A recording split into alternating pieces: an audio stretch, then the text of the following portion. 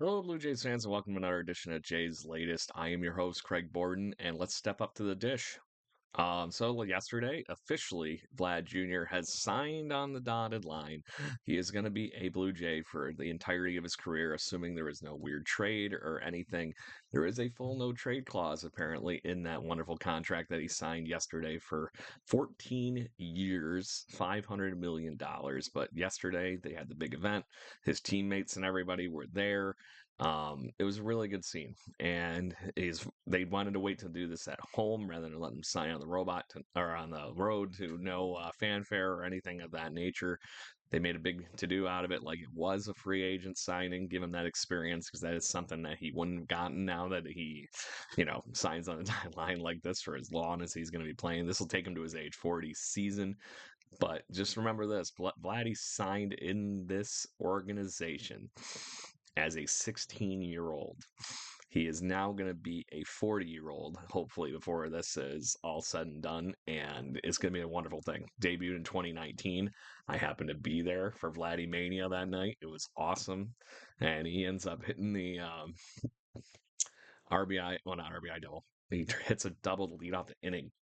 That still leads off to the only walk-off home run I've ever seen in my life in person.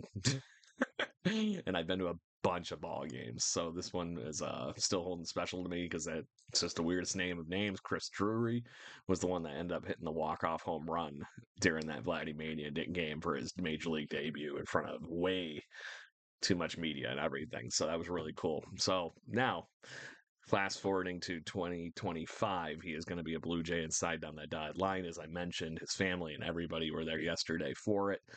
He is looking very forward to playing in his home for his whole MLB career. He actually went very, very into depth about how he was born in Montreal. Considers himself a Canadian, obviously, and this was a nice little piece to it. He gets to be there his whole entirety of his career, so he's automatically in a very select group. There hasn't been anybody in a long time that's played their major league career with one organization. The most recent, and that's almost really wasn't a thing because he played with the Blue Jays technically in the minor leagues yet last year, but he never made it to the majors. Joey Votto. So there is that piece to it. He's obviously a Cincinnati Red his whole career and then tried to make a comeback last year with the Blue Jays and decided to hang it up. So Vladdy's all set, signed on the dotted line. So let's talk about George Springer before we go any further. John Schneider, in his wonderful wording, actually said that this was a zinger. He actually must have just felt some kind of a nerve thing in his hand, wrist area. So it is actually not technically on the injured list at the moment of the time of this recording. A whole 24 hours since the injury, almost going on 48. And it's being described as wrist discomfort. So that is good for the Blue Jays that dodge that bullet. I hope they're not just putting on a friendly face saying that this is what's going on, but he is not on the injured list at the moment. He rode the bench yesterday. It didn't look like he was having any trouble in the locker room. He was still playing with a tablet and everything like that and talking to hitters. So if he's in the dugout, that still helps. I do hope for the love of God that he's not hurt. Really. Um, it is what it is. But to this point, he is day to day. He'll be hopefully back in the lineup here in the near future. But I can't honestly believe after how much pain it looked like he was during that at bat in Baltimore. So, hey, sometimes nerve things happen. So, anyway, let's talk about the horror that was the actual welcoming home for this road trip last night because holy shnikes, it was rough. Uh, Grant Holmes of the Atlanta Braves was just on fire. He actually didn't give up a hit to the Blue Jays until like the fifth inning, and that was finally Oh, sorry. I'm going to say that one more. Sixth inning. He threw 5 innings at that point. Um, and it was a Miles Straw home run, which he actually got a really nice hold of. I was actually quite impressed. Miles Straw is looking like a Major League Baseball player and looks like he should be a big part of this team. So I'm looking forward to keeping him on in the roster here, rolling through. Because the other thing we saw the other night was that not only can he come out clutch with a hit, but he hits fast. So speed kills. It's a wonderful thing to have off the bench, ready for that fourth outfield spot. Straw's looking like he's securing that pretty well at this point. Um, Last night, the outfield was Alan Roden, Miles Straw, and Nathan Lukes. So Nathan Lucas was over three, but he did score a run, and all of them actually scored a run in the late innings of this. Blue Jays end up losing, as I mentioned, 8-4 because holy shnikes, home runs. Easton Lucas must have been hanging up something, tipping his pitches, something last night because this was not the same Easton Lucas we saw over the last few outings. 8 earned runs in 5 innings. I'm just glad he was able to make it through 5 innings. But he gave up 3 home runs, two to Austin Riley, one to Sean Murphy. And I don't know what to say other than he must be tipping his pitches or something because it looked like they were sitting and waiting on a couple of these things. I don't know for sure, but it was one of those things that it didn't look like he was just leaving a meatball over the plate.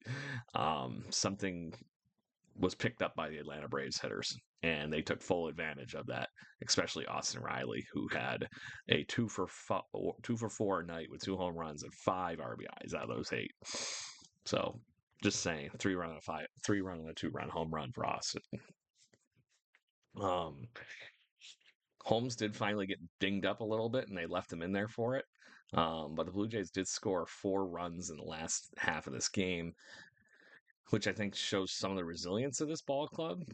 But at that point, it was a little rough to come back to. The thing that's crazier in this whole thing is this shows how home runs can beat you really quickly.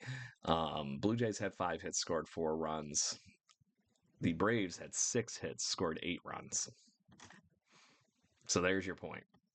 Lucas was a little wild, scored or allowed 4 walks, but I still think that those ones that were turned into home runs there had to have been something that was picked up by the Atlanta Braves. Being wild's one thing. I didn't think he feel like he was leaving them completely over the plate, not missing greatly, but a little rough, obviously. Then we got great outings from Jacob Barnes and Yariel Rodriguez, Rod, out of the bullpen, each of them collecting 2 innings and just continuing to hold down the fort at the end of this game because it did give a chance for the Blue Jays to kind of try to sneak back in there. They did get into the Atlanta bullpen a little bit. Basically, I would say they probably made Aaron Bummer at least miss 1 game during this 3-game set because he threw an inning and a third yesterday. So that's about 30 pitches is what he did yesterday.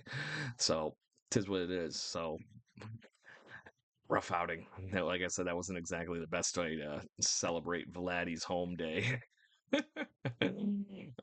But that's how the baseball is. It's cruel. It's unusual. It is what it is. So let's talk really quick on the game that we have today. The Blue Jays will be playing this evening again against the Atlanta Braves, who are still technically 5-1 in the last place team in the NL East. They are a lot better of a team than that would say. The Blue Jays is currently 9-8, and they're going to get Kevin Gossman back on the mound to hopefully right the ship and hopefully Marge, like he's been doing the last few outings. He's been looking great. The splitter's been splitting, all as well, and he's going to be facing, excuse me, Spencer Schwallenbeck is the outing for the Atlanta Braves, and that's going to be a challenge for the Blue Jays hitters. If they are having trouble with Grant Holmes yesterday, Schwallenbeck is going to be easily one of the ones that's going to be a hard time for the Blue Jays. Blue Jays did have some success against him last year. He's only a second-year player, but holy shnikes is he off to a hell of a start so far this season.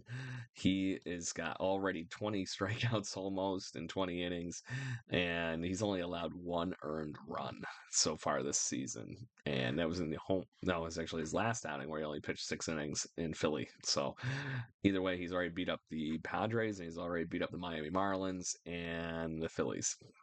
So watch out, Blue Jays hitters, and hopefully you got a good game plan for the night. But we'll see what happens. That's what baseball's for, right? And to that point, Kevin Gossman obviously is a good matchup for this because this is basically a matchup of aces for the Atlanta Braves versus the Toronto Blue Jays tonight. So make sure you tune into that 7 o'clock. And we'll be back here tomorrow morning. Make sure you hit those like, share, subscribe buttons if you're liking what we're doing here on Jay's Latest. We appreciate the clicks, and we will all talk to you tomorrow. Cheers.